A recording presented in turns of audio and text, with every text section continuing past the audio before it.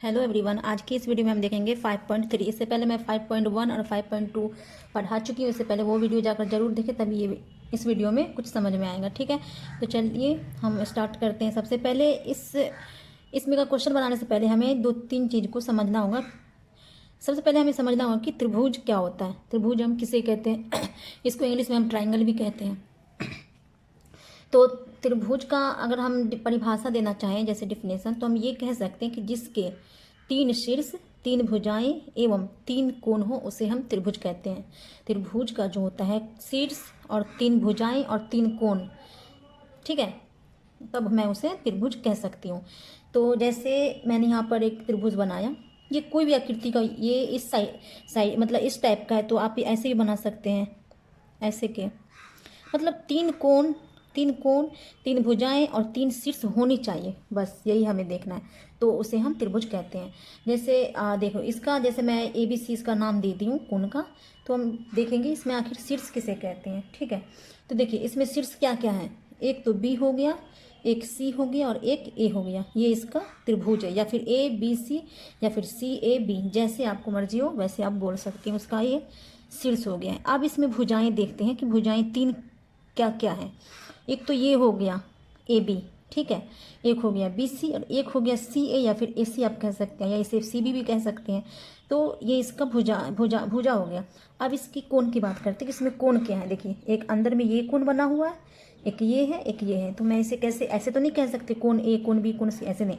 बोलने का तरीका मतलब ऐसे ही बोल सकते हैं, बट बोलने का सही तरीका क्या होता है कि कोण ABC, तो यह कोण B का बात किया जा रहा है। जो बीच में हो उसे वही कोण कहलाता है, जो वर्ड बीच में आता है।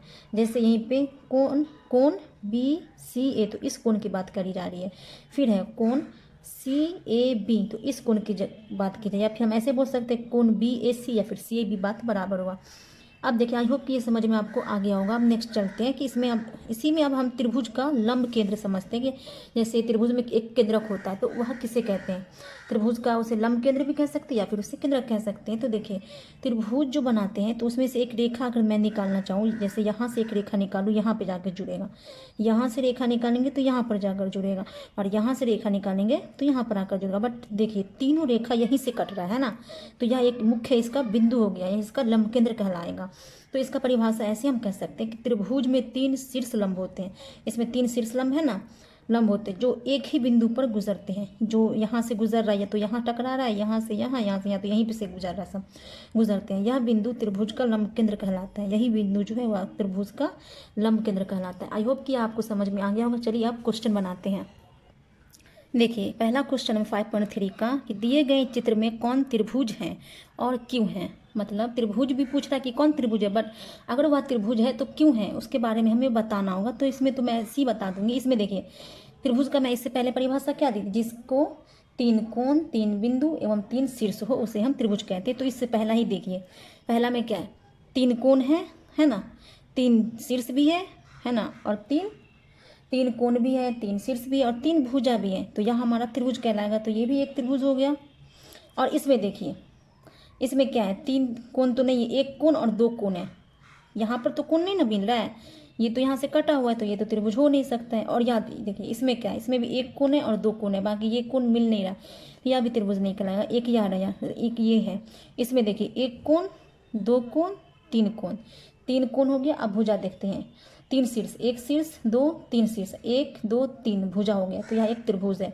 और ये देखिए इसमें भी तीन कोण है, तीन भुजा है और तीन शीर्ष है, तो यह भी त्रिभुज कहलाएगा, एक दो तीन। अब तो हम पता कर ले कि यह एक त्रिभुज है। और यह त्रिभुज क्यों है, तो अभी मैं यही बताई हूँ कि इसलिए यह त्रिभुज है क्योंकि इसके पास तीन कोण है, तीन शीर्ष है और तीन भुजा है, इसलिए यह एक त्रिभुज है।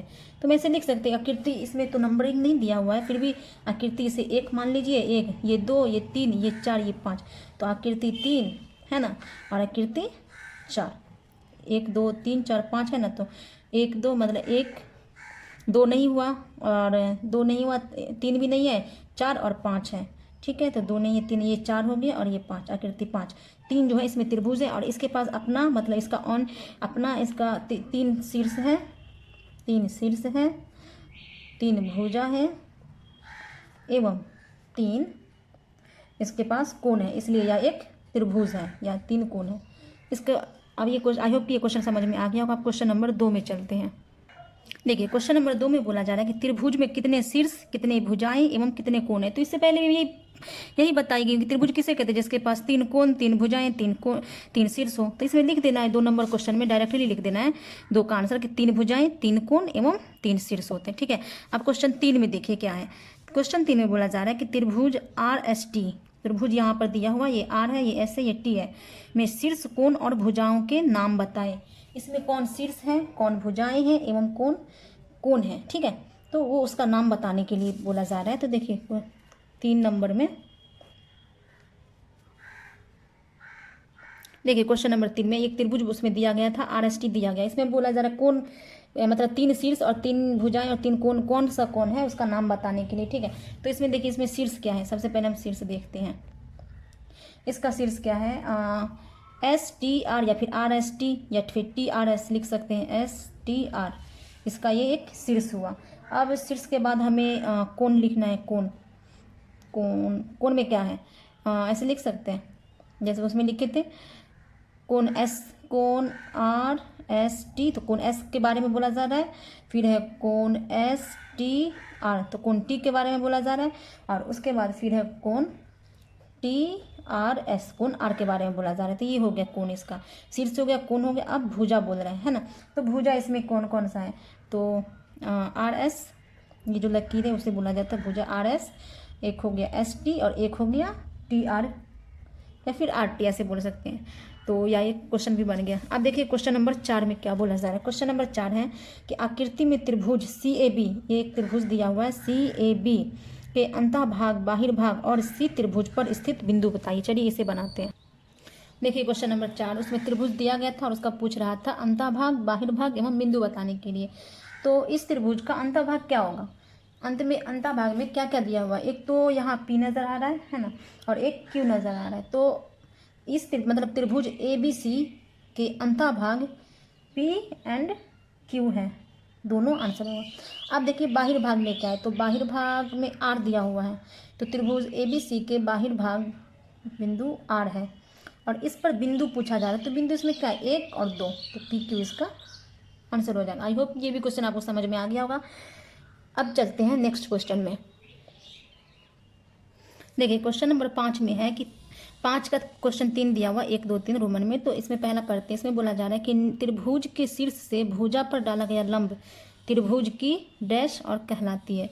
मतलब यह एक त्रिभुज है, ठीक है, और यह इसका शीर्ष है। ABC एक शीर्ष है इसका त्रिभुज का, और त्रिभुज पर उसका क्या है, भुजा पर डाला गया लंब। और जो है शीर्ष से भुजा जो है इसका, मान लो ये एक भुजा है, ये एक भुजा है AB, AC एंड BC, उस पर शीर्ष से भुजा पर डाला गया लंब त्रिभुज की क्या कहलाती है। मान लो शीर्ष B से हम भुजा AB पे एक लंब डालते हैं, ठीक है, इसे हम D मान लेते हैं। तो यह त्रिभुज की क्या कहलाएगी, ये त्रिभुज की ऊंचाई कहलाएगी। आई होप कि समझ में आ रहा होगा। जैसे मान लो अगर त्रिभुज का मान लो शीर्ष C से अगर भुजा AB पे अगर हम लंब डालते हैं ऐसे के, यहाँ पे मान लो E, तो यह त्रिभुज की ऊंचाई ही कहलाएगी, ठीक है। आई होप कि समझ में आ रहा होगा।